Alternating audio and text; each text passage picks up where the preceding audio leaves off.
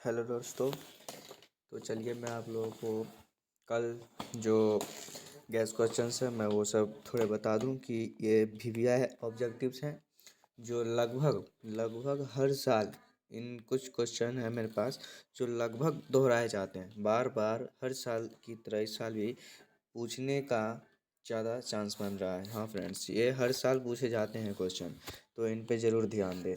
चलिए तो मैं इन थोड़ा बता दूं। तो पहला है आपका, जैसे आप देख सकते हैं, पहला क्वेश्चन है कि आवेश आवेश समतल चालक के नज़दीकी विद्युतीय क्षेत्र होता है। तो आवेश जो है चालक के नज़दीकी विद्युतीय क्षेत्र क्या होता है? तो इसका आंसर हो जाएगा दोस्तों बी। यहाँ देख लीजिए, ये मैं घेरा लगा रहा हूँ, तो इसका आंसर होगा बी। तो आप सभी बी पे टिक कर लेंगे।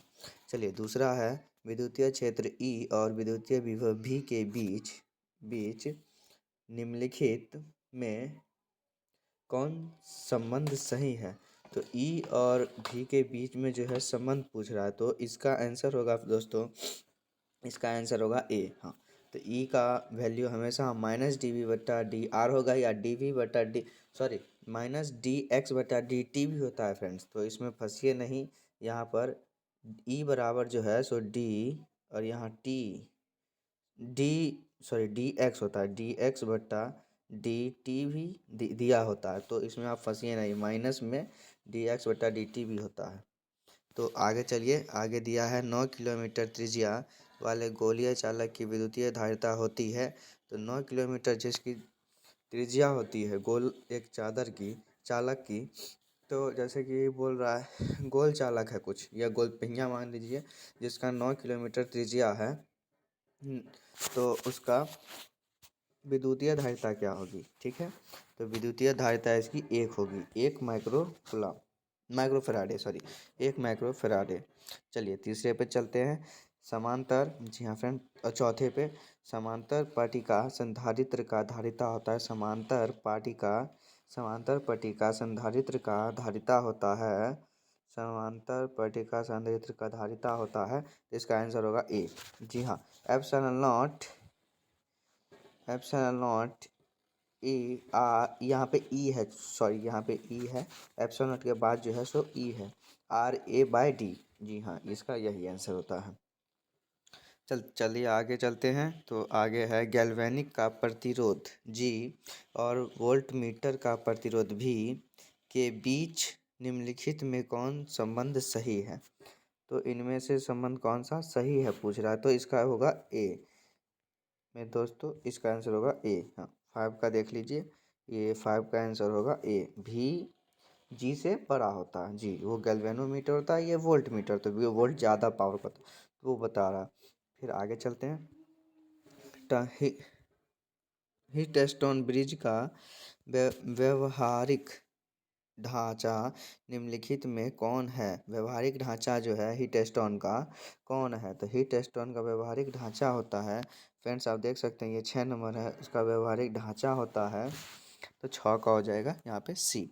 जी हाँ फ्रेंड दोस्तों, यहाँ पर देखिए क्या है, तो मीटर ब्रिज, तो हीटस्टोन ब्रिज का मीटर ब्रिज होता है जी।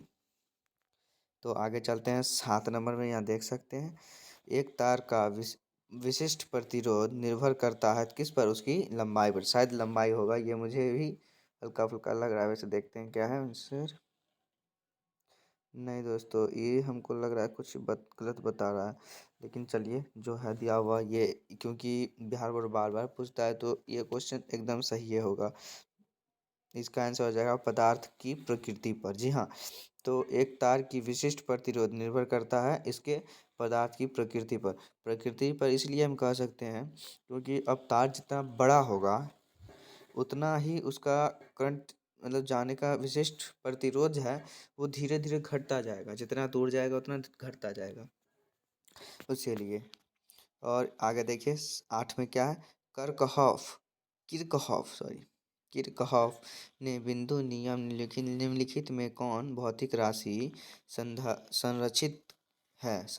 किरकहॉफ के बिंदु नियम में निम्नलिखित में कौन भौतिक राशि संरक्षित है? चलिए तो 8 का देख लेते हैं, यहाँ पर बी। 8 का हो जाएगा बी, आवेश जो है सो संरक्षित है। जी हाँ दोस्तों, आवेश संरक्षित हैं। चलिए आगे चलते हैं 9 में। तो धारावाही चालक के अंदर इलेक्ट्रॉन की गति होती है। इलेक्ट्रॉन की क्या गति होती है दोस्तों? तो त्वरित होती है। इलेक्ट्रॉन की गति जो है सो त्वरित होती है। जी हाँ, त्वरित।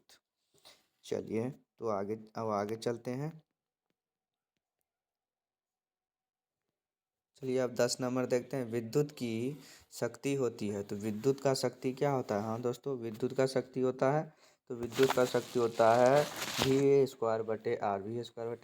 और चुंबकीय क्षेत्र में गतिशील आवेश पर, देखिए यहाँ पे 11 नंबर क्या बोल रहा है? चुंबकीय क्षेत्र में गतिशील आवेश पर बल के लिए निम्नलिखित में कौन सही है? तो बल के लिए कौन सही है ना बोल रहा है। तो यहाँ पे हो जाएगा आप लोगों का 11 का बी।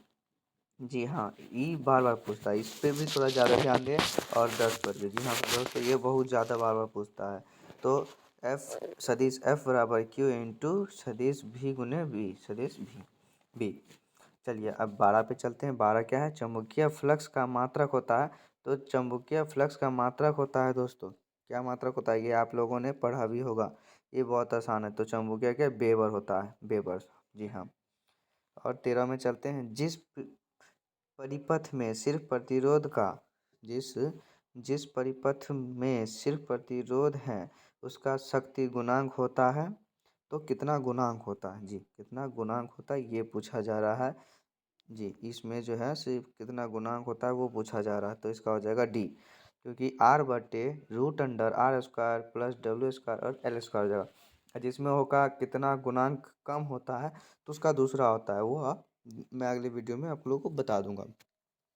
तो प्रत्यावर्ती धारा का मूल वर्ग मध्यमान होता है। मूल वर्ग मध्यमान होता है तो 14 का हो जाएगा सी, क्योंकि शिखर धारा का मान बट्टे √2 होता है। जी चलिए आगे चलते हैं। क्या है?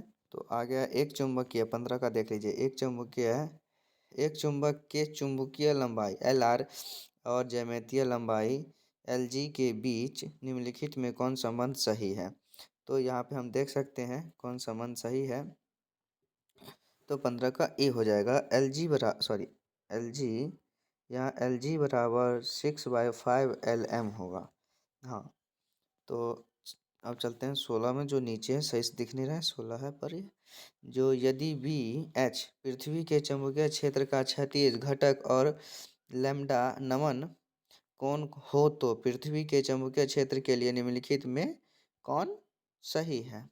चलिए तो इसका आंसर आप मुझे कमेंट में बताएं। और फ्रेंड्स, आप लोग सब्सक्राइब जल्द से जल्द कर लें, क्योंकि आप एग्ज़ाम चल रहा है आप लोगों का। तो क्या मैं वीडियोस डालते रहूँगा, जिससे आप लोगों को जो भी ऑब्जेक्टिव्स हैं ये आप लोग को तुरंत मिलता रहे। जी।